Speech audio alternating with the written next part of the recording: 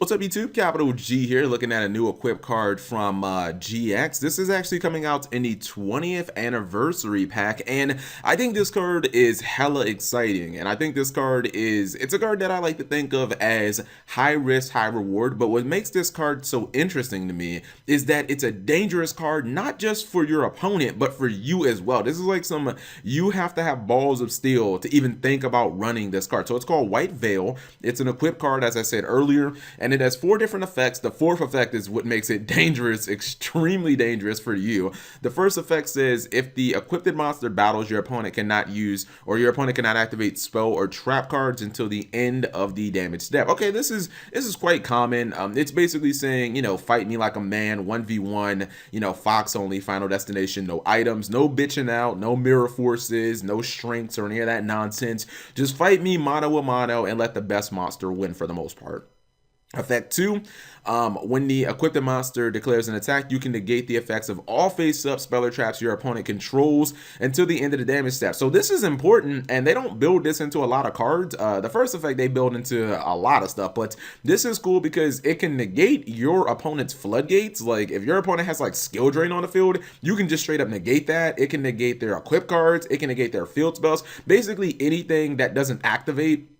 Which, even if your opponent had a card that activated, then obviously effect number 1 would take that out. But other things, it kind of covers all the ground that effect number 1 doesn't cover, like continuous cards, that might give your opponent stat gains. I mean, even if your opponent had like a Phoenix Chain or a Fog Blade, you can negate that, and then you could have your other monster like attack as well. So just between both of these effects, like you get so much ground. If you attack, like your opponent's not getting anything out of their spells and traps unless they do something before you like enter the battle phase or before you declare an attack. They're basically just frozen. They're just kind of locked out. Effect number 3 is the super high upside that this card gives. When the equipped monster destroys an opponent's monster by battle, destroy all spell or traps your opponent controls. This is a Feather Duster effect, and that's pretty damn important because they do not build Feather Duster into a lot of cards. This is important because Pendulum decks don't really run a lot of defensive cards, and their Pendulum skills are at risk when they activate this. I mean, imagine if you're playing against a deck like Metaphors, and they have their counter, they have, like their counter sets, and they've got their scales, and you just run over one of their monsters, and you blow up their counter, and you pop their skills, and you make it very difficult for them to recover. I mean, yeah, they can, I guess, banish the Metaphors counter to get one scale, but they still kind of missing another scale, so, that's pretty important. So Feather Duster is always good for my money.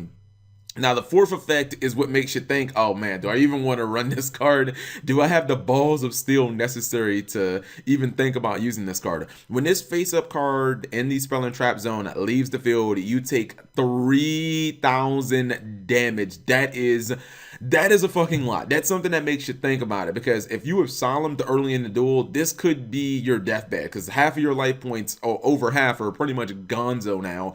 And man, that gave me cause to fight. At first I thought it was like I saw 3 and 0s. I was like, oh, take 300. I was like, who the fuck cares? 300 damage is like nothing, but 3,000 damage is a lot. And honestly, it really makes me wish that this card would have locked out monster effects as well. I wish your monster just would have became a full-on Utopia the Lightning, because I would feel so bad for somebody that played this card and then got wrecked by Honest, because you're going to be taking the battle damage that the Honest cause, and then you're going to be taking 3,000 damage. Or what I wish Konami would have worded effect 4 just a tad differently. Maybe made it so that the card had to go to the graveyard for White Veil to do the burn damage, because then you could play like, Macro Cosmos, and you could pretty much circumvent ever taking the burn damage. But overall, I actually like this card. I think it's really exciting. Now, as far as what decks I could see you playing this in, I mean, don't equip this to small monsters. Hey, what about, what's it called? What about that all-consuming glutton? I mean, that's a really good monster to put. No, because it doesn't, what's it called? It doesn't really run over the monsters in battle. It just banishes them face down. So that wouldn't work.